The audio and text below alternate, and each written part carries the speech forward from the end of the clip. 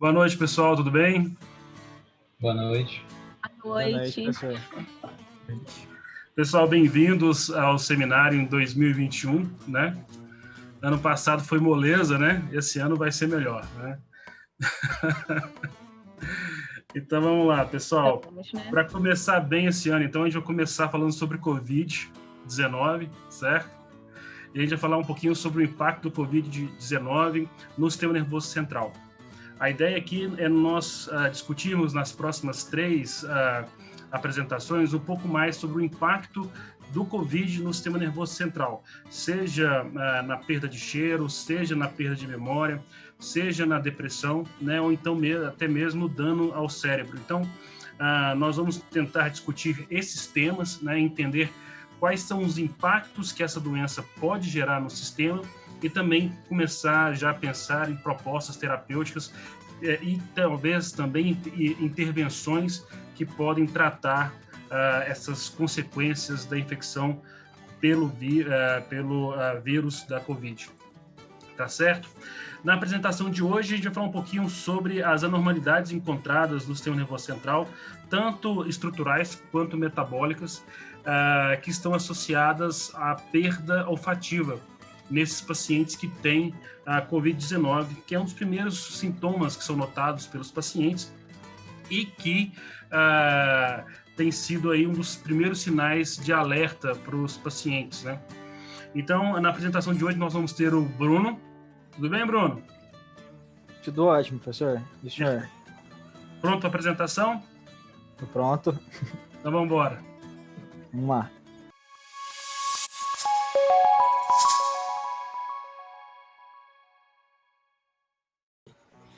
Boa noite a todos, meu nome é Bruno Lemes Marques, sou um aluno orientado pelo professor Dr. Mauro Cunha Xavier Pinto, e no artigo de hoje, que tem o título Anormalidades estruturais e metabólicas nos cérebros de pacientes com Covid-19 que apresentam o sintoma de perda de olfato.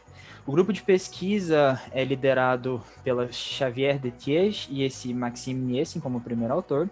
É um grupo de pesquisa que tem um laboratório que é focado em distúrbios sensório-motores, especificamente trabalhando nos últimos 2 a 3 anos com otorrinolaringologia e a relação entre essa área de pesquisa com imagens cerebrais. Para começar falando sobre esse assunto, foi publicado em 6 de dezembro de 2020. Para começar falando sobre esse assunto, é importante a gente falar um pouquinho sobre a estrutura do vírus que causa a Covid-19, a estrutura do SARS-CoV-2.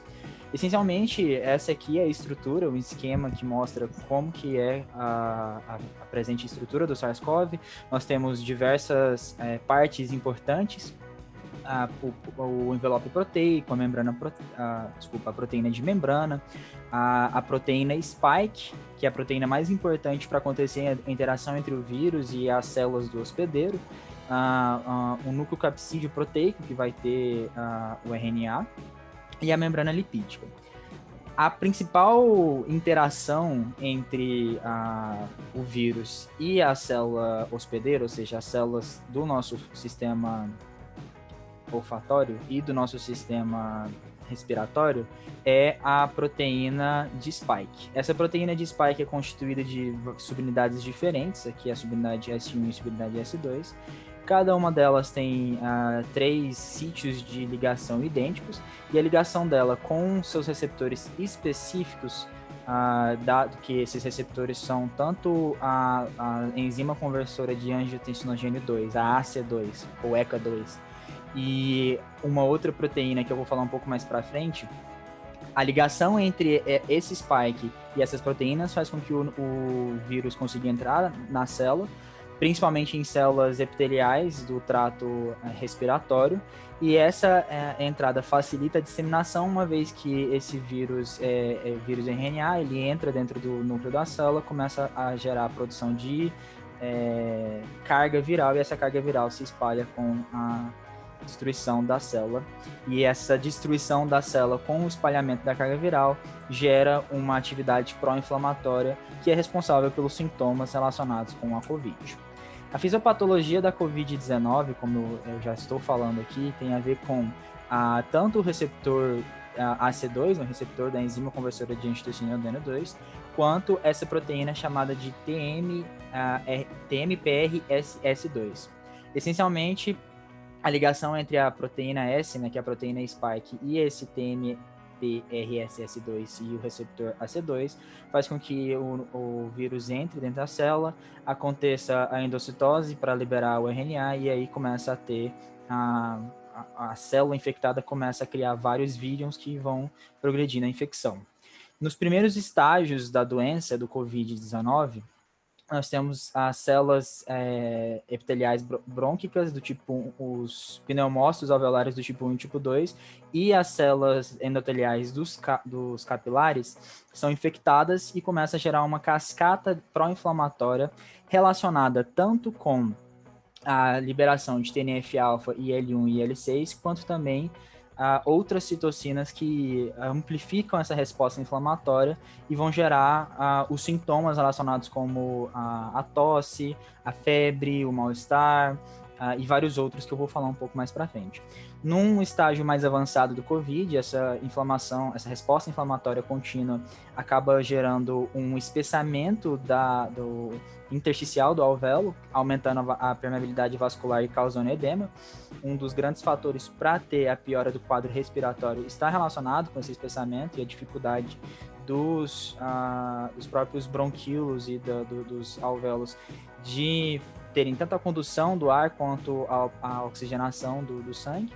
Essa permeabilidade está relacionada com o aumento do fluxo de resposta imune, o aumento do fluxo das células imunes para esse local de infecção, aqui representado como o influxo dos monócitos e neutrófilos, e além disso você também tem atividade de procoagulação, com formação de microtrombos, ou seja, trombos pulmonares, que também está relacionado com a mortalidade da doença.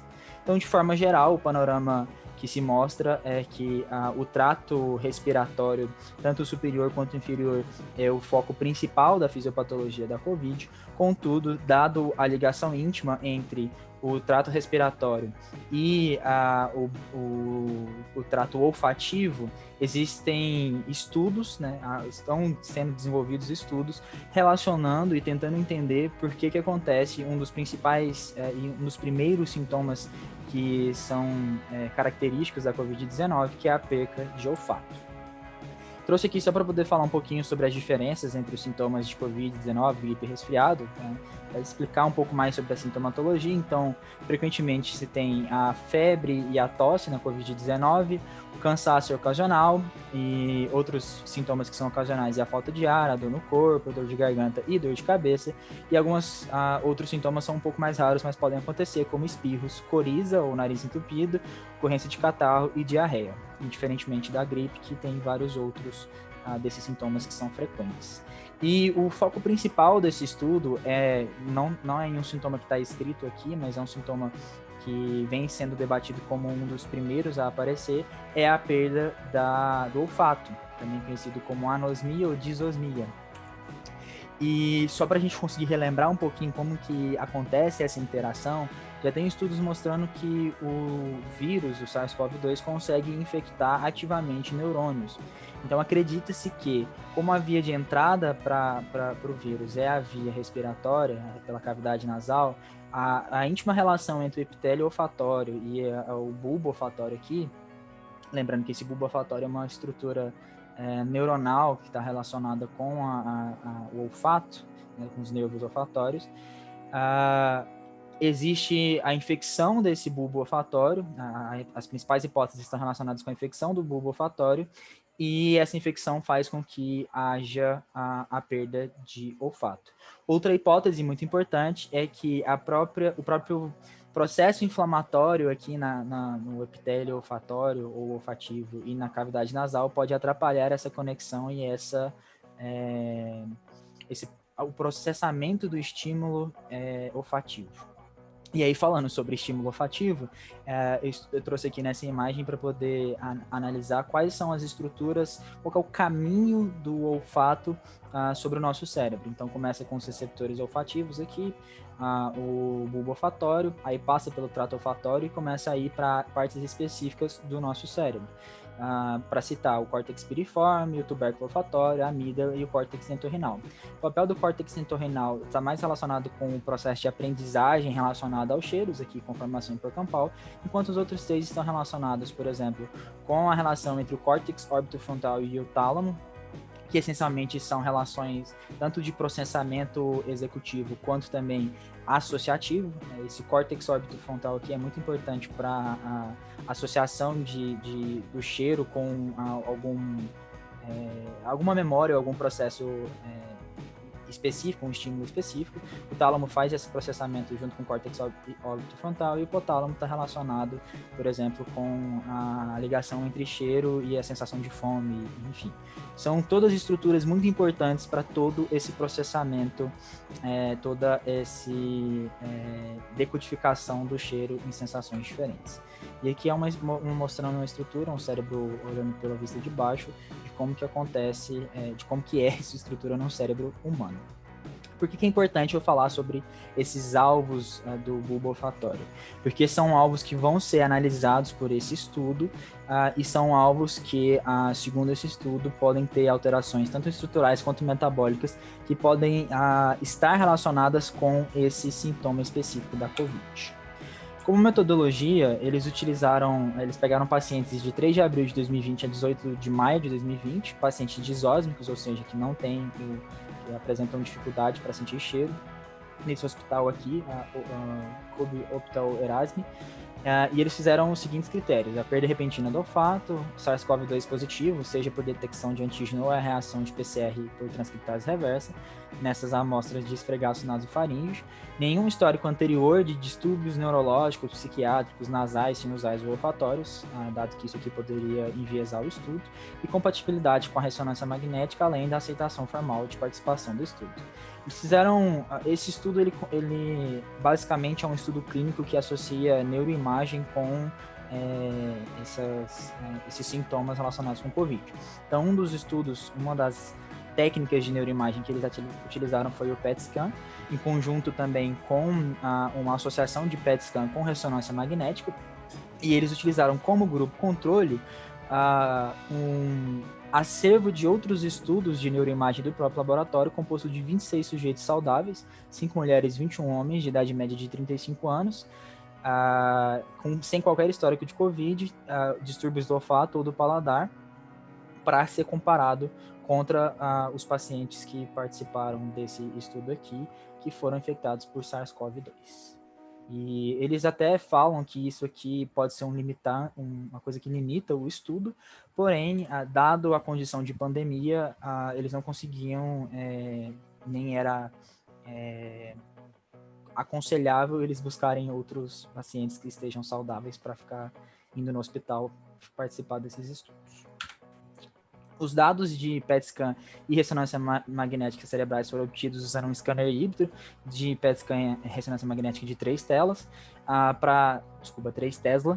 Para aquisição dos dados, os participantes estavam de jejum por pelo menos 4 horas, permanecendo acordados no que o artigo descreve como um descanso com olhos fechados, e eles recebem uma injeção intravenosa desse fluoróforo aqui, desse radioisótopo, de fluorodeoxiglicose, ou FDG, antes da aquisição desses dados.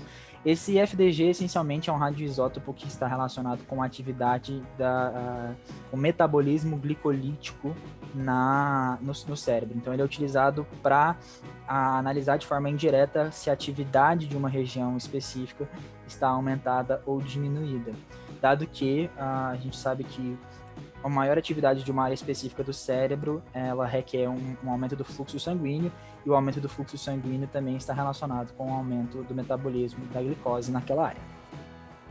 40 minutos após a injeção, eles fizeram a aquisição de dados durante 20 minutos. Para explicar um pouquinho como é que funciona o PET scan, eu trouxe essa imagem aqui. Então, essencialmente, a gente tem um núcleo de um radioisótopo emite um pósitron, que é um elétron positivo, aqui colocando o fluorine 18, que é a mesma coisa que está sendo utilizado aqui. Esse pósitron colide com um elétron no tecido, né, cerebral, e esse processo converte massa em energia, formando 2 fótons, aqui apresentados. Esses 2 fótons são capturados por uma câmera do PET, utilizando cristais de cintilação, e aí esses cristais de cintilação absorvem os fótons e produzem a luz, que é convertida em um sinal elétrico e posteriormente processada por um computador. Além disso, eles também fizeram resultados de ressonância magnética.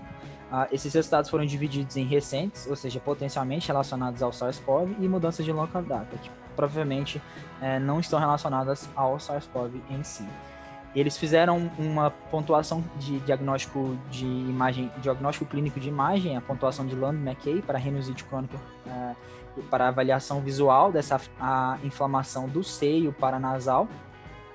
E ele foi adaptado para avaliar a obliteração das fendas olfatórias, que são essas partes dos seios nasais, as partes do cérebro, as partes do trato respiratório que estão relacionadas com a entrada tanto de ar quanto de cheiro.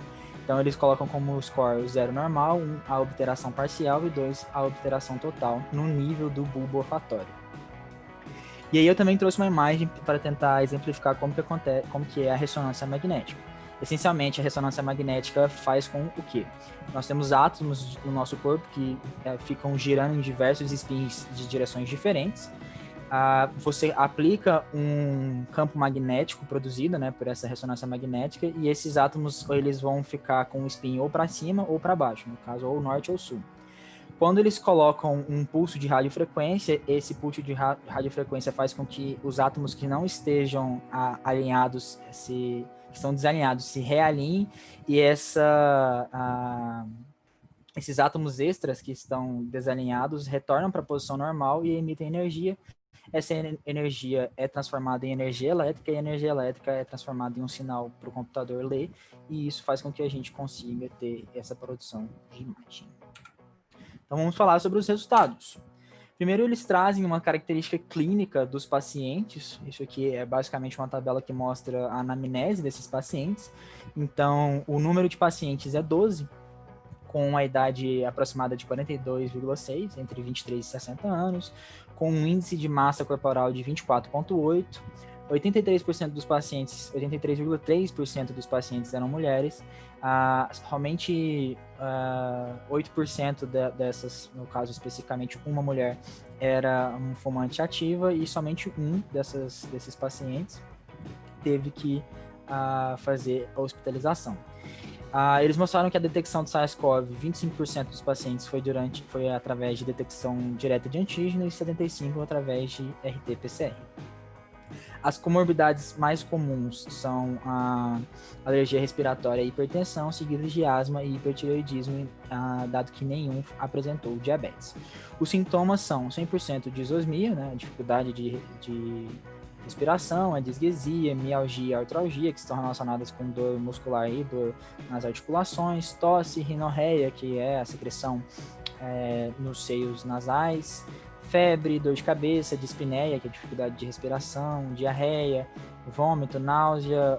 Alguns apresentaram vermelhidão e alguns tiveram também dor de garganta.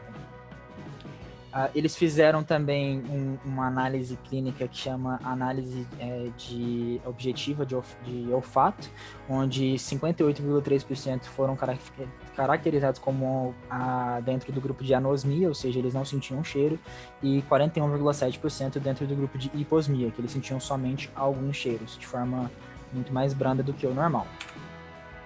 Então aqui eles trazem as anormalidades estruturais analisadas pela ressonância magnética.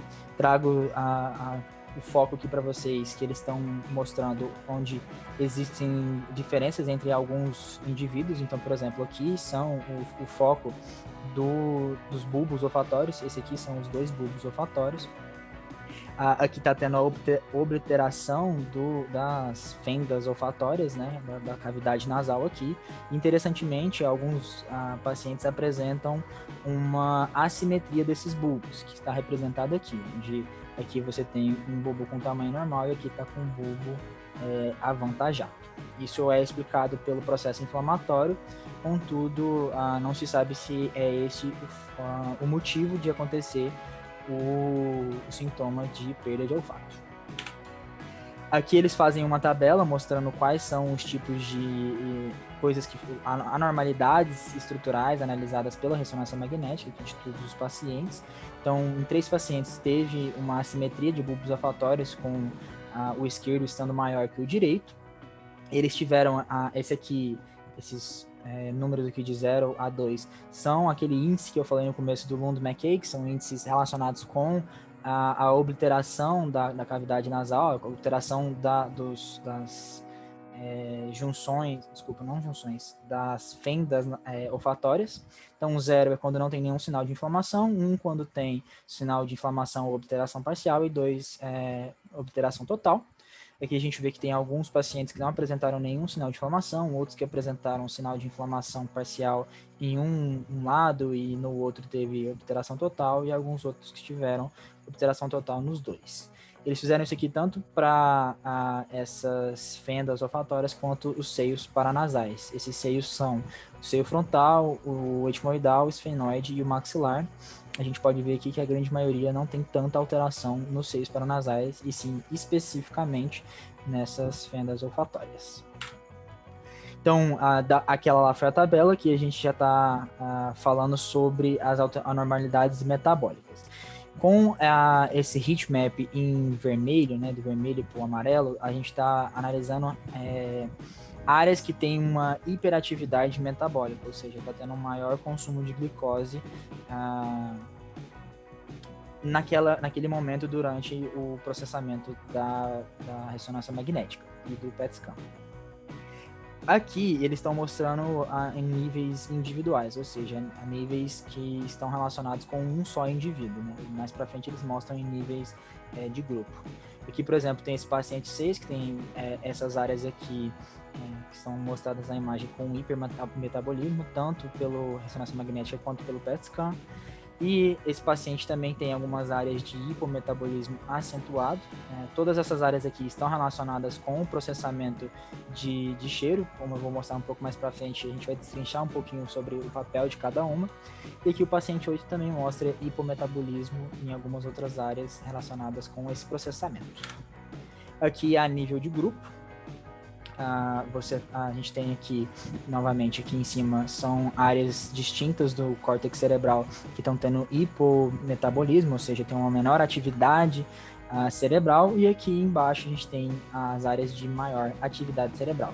A diferença entre essa imagem e a outra imagem, além, obviamente, da construção aqui do PET scan, é que aqui é um achado, é uma análise a nível de grupo, ou seja, tem uma variação menor individual. E aí aqui são essas anormalidades metabólicas. Aqui é a tabela que está relacionada com todas essas áreas que eu falei anteriormente. Então, por exemplo, a nível de grupo, a gente tem esses núcleos aqui, o córtex pré-frontal dorsolateral, DLPFC, o córtex cingulado anterior, o córtex parietal posterior, o córtex piriforme, o hipocampo e o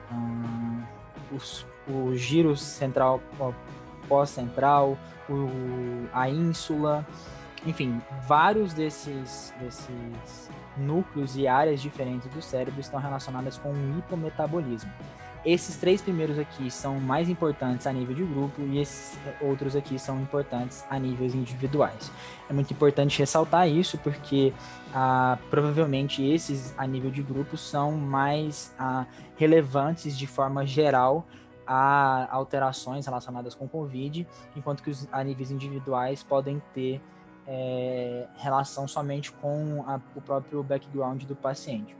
Por exemplo, o córtex piriforme e o hipocampo aqui pode muito bem estar relacionado mais com os eventos que o paciente passou durante o processo da COVID, ou os eventos que não estão relacionados especificamente com a perda de olfato. Essas alterações, por exemplo, que são encontradas em córtex occipital ou giro temporal medial, também podem estar somente relacionadas a variações interindividuais. É importante também falar que eles fazem que eu vou mostrar mais para frente, eles fazem uma relação entre as variáveis de anosmia, né, as variáveis de perda de olfato, com o hipermetabolismo ou hipermetabolismo de partes específicas do cérebro, fazendo regressão linear, utilizando tanto do T-score aqui quanto de clusters. E aí, se essas regiões aqui são de hipometabolismo, essas aqui são mais importantes para o hipermetabolismo, ou seja, estão sendo mais ativas. Isso é uma coisa que eu fiquei muito confuso da forma como eles tentam discutir no artigo, porque existem partes aqui, por exemplo, o córtex orbitofrontal, o córtex posterior parietal e o tálamo, que pode ser encontrada aqui e também pode ser encontrada no hipermetabolismo. Porém, a gente mostra aqui que a nível de grupo, onde o erro está um pouco menos evidente, o erro ou as variações individuais, a gente vê uma diferença entre quais regiões estão com atividade maior e atividade menor. E uma dúvida também que eu tive, mas eles citam na discussão, é que essas áreas aqui, principalmente o córtex orbitofrontal e o tálamo, são responsáveis pelo processamento do cheiro. Então, eu esperaria que tivesse um hipometabolismo e não um hipermetabolismo. Contudo, já existem estudos mostrando que em outras desordens relacionadas com perda de cheiro, alguns distúrbios neurológicos, isso acontece e acredita-se que pode ser tanto um processo adaptativo do sistema nervoso, né, um processo adaptativo do cérebro para conseguir criar novas rotas.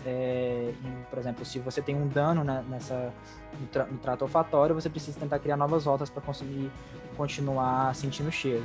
Então, essa é a discussão que o artigo tenta trazer relacionado a essa maior atividade dessas três áreas que são importantes para o cheiro. E a níveis individuais, eles mostram uma menor atividade do cerebelo, do tálamo, do precúneos, do hipocampo, novamente aqui do DLPFC e de algumas outras regiões importantes. Novamente citando, essas variações a nível individual podem estar mais relacionadas com variações de um indivíduo para o outro mesmo do que relacionadas com o COVID. E aí que eles fazem as covariáveis de interesse, né? Aqui a análise que eu falei com a correlação de Pearson, o coeficiente de correlação de Pearson, onde ele pega a covariável de função olfatória e a região, para poder analisar aqui essa correlação, e quanto maior a correlação, maior esse R aqui. Então, por exemplo, eles mostram que existe uma correlação negativa entre a função olfatória e a atividade aqui dessas áreas, como o córtex posterior parietal, o orbitofrontal, e a duração de anosmia tem uma variação positiva, tanto do córtex orbitofrontal quanto do córtex posterior parietal. E isso está sendo mostrado nessa imagem aqui. Eles escolheram essas duas partes específicas.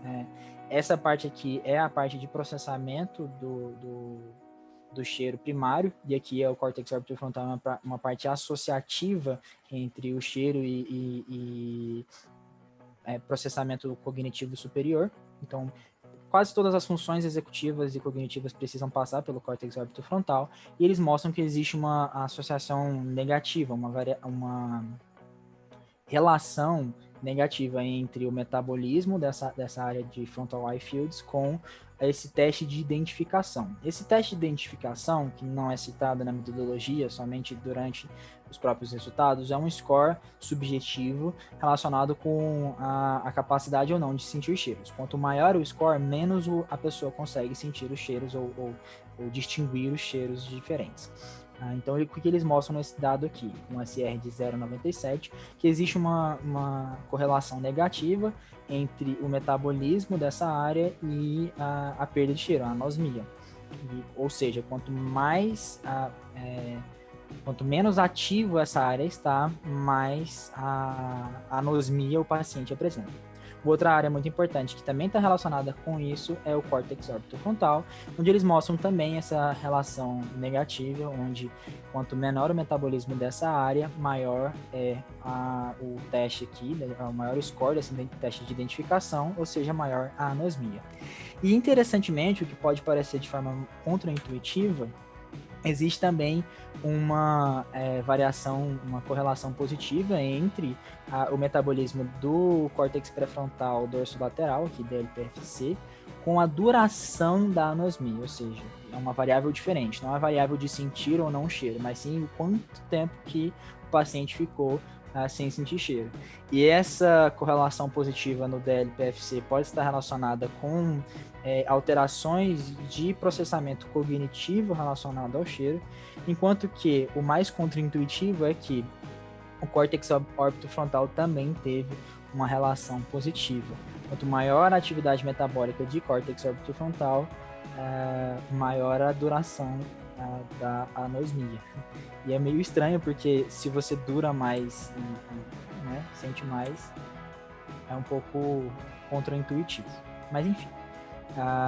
E aí o artigo busca juntar todos esses resultados, mostrando que as alterações estruturais nesses diversos núcleos e as anormalidades metabólicas podem ser uma das hipóteses, né, uma das hipóteses importantes para explicar esse processo de perda de olfato. Eles buscaram também discutir o papel da invasão do vírus no sistema nervoso, mas eles acreditam que essas alterações metabólicas estejam mais relacionadas com o processo inflamatório do sistema respiratório do que com a própria invasão do vírus pelo cérebro. Como conclusão, este estudo demonstra que as principais hipóteses, né, de alteração da fenda olfatória, envolvimento central da neuroinvasividade de SARS-CoV podem explicar essa perda repentina de cheiro da COVID, mas não explicam a disosmia em todos os pacientes, dado que a gente viu que existem núcleos que são mais ativos no cérebro de alguns pacientes e menos ativos no cérebro de outros pacientes, e todos eles tendo a perda de olfato.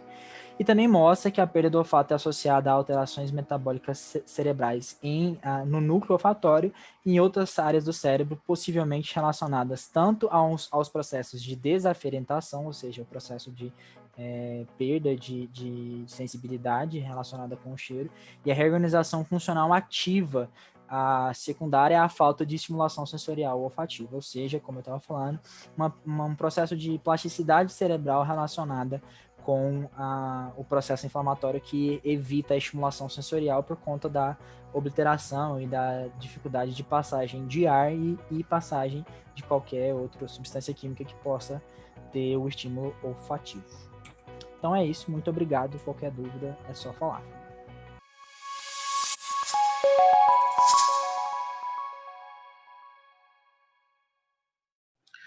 Bruno, muito obrigado pela apresentação, um ótimo artigo.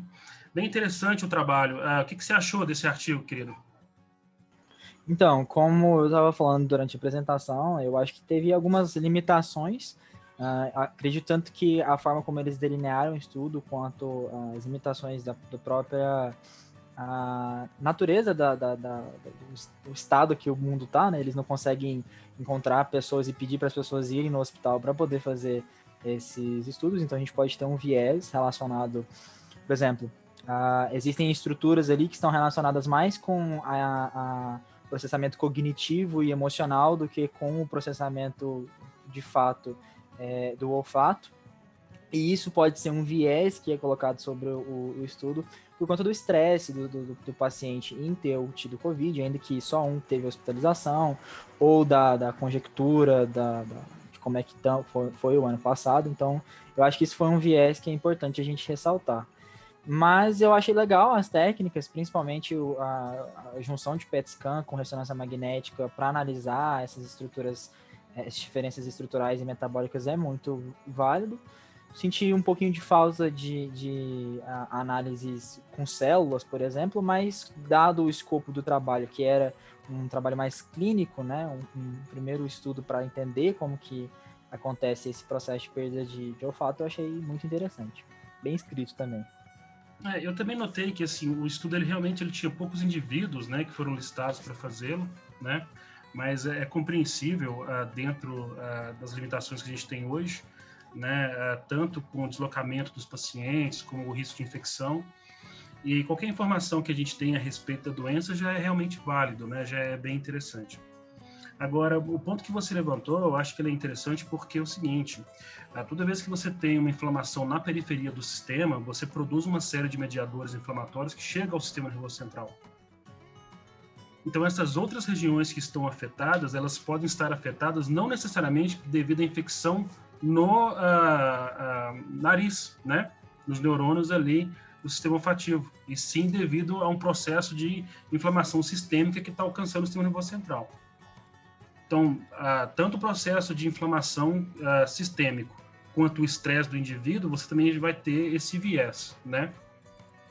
Eu acho que não estruturalmente, eu não esperaria ver alterações estruturais significativas, mas metabólicas sim.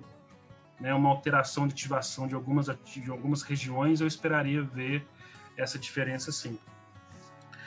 Você tinha uma pergunta, Rafaela?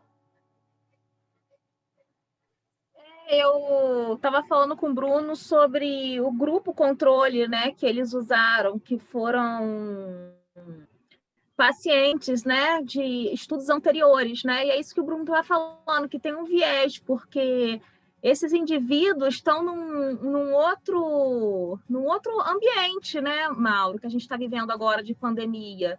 Então, talvez isso atrapalhe um pouco, mas eu acho que qualquer resultado, né, relacionado ao Covid, eu achei muito legal. Eu acho que é muito válido, entendeu? Apesar dessa limitação do estudo com o grupo controle, né? Porque esses indivíduos que foram usados para comparação foram indivíduos de um outro cenário, né?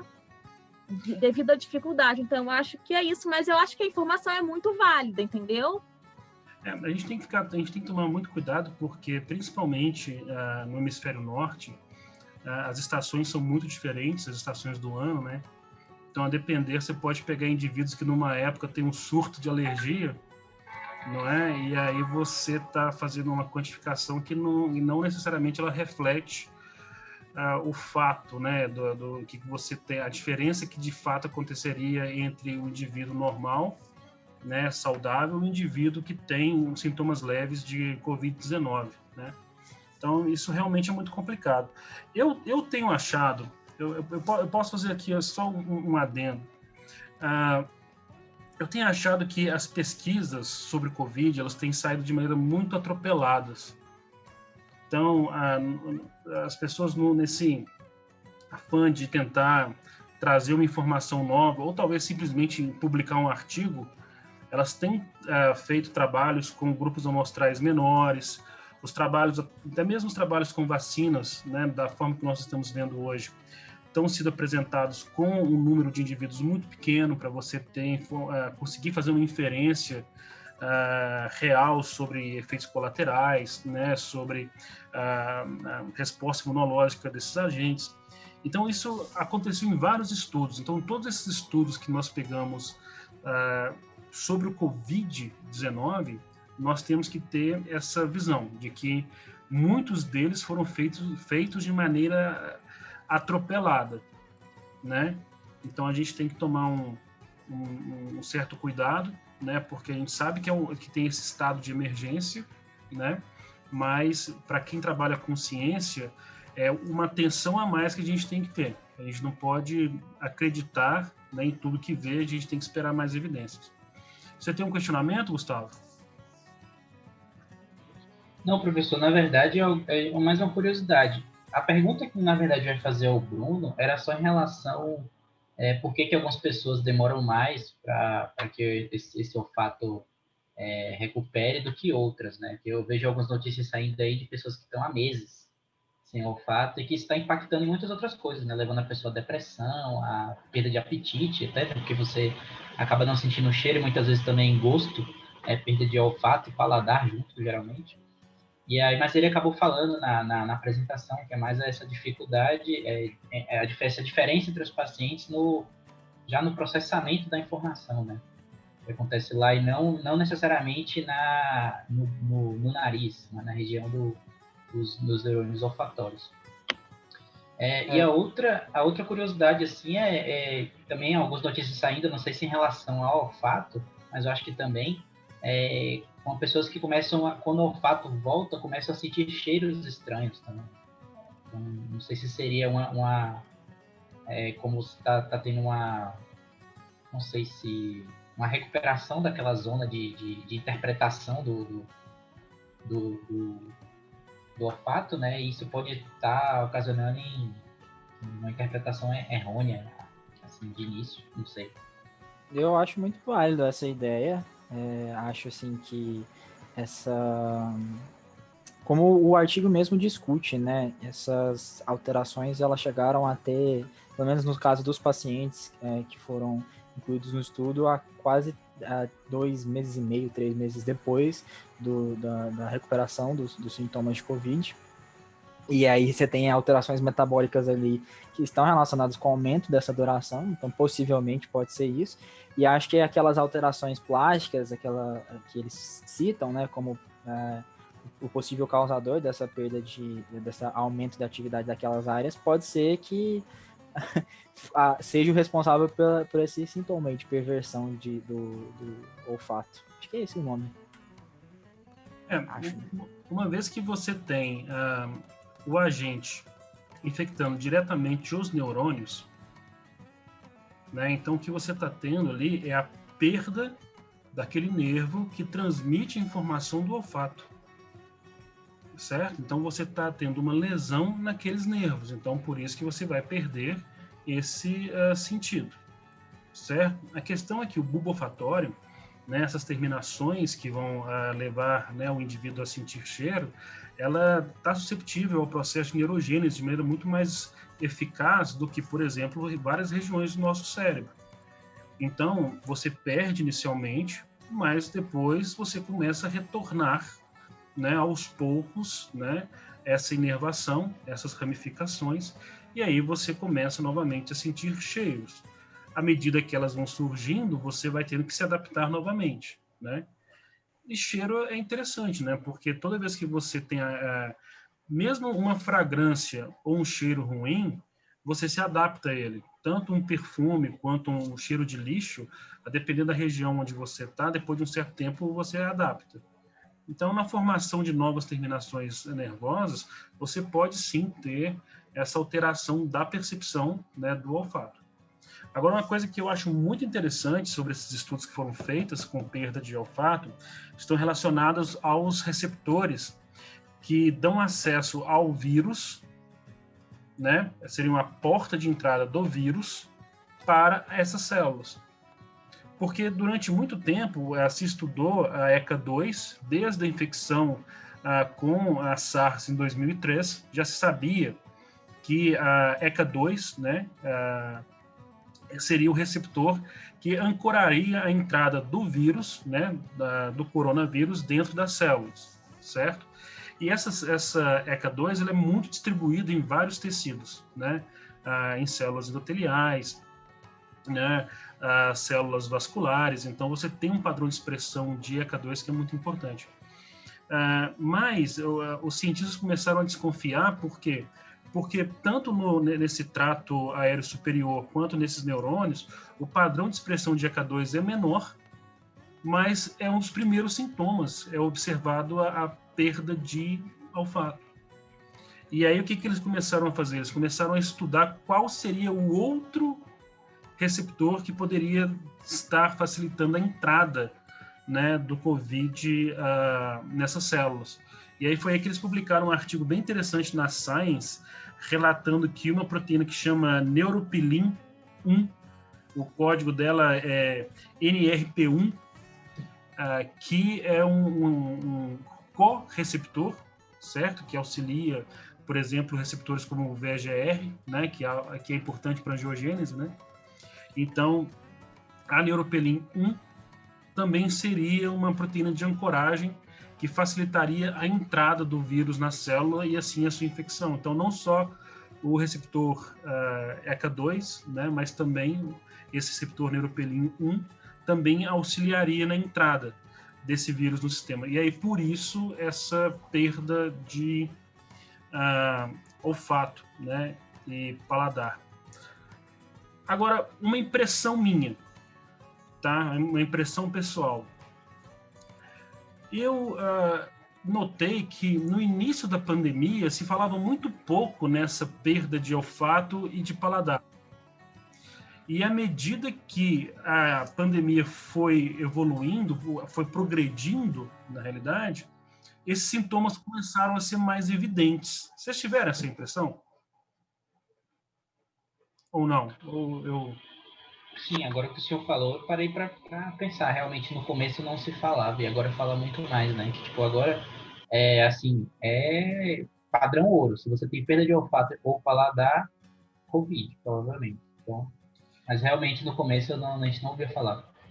E eu acho que pode estar relacionado tanto à mutação do vírus, certo? Ele foi mutando ao longo do tempo, e talvez também o acesso, a ligação dessas novas formas de vírus a esses correceptores, por exemplo, o caso neuroperin.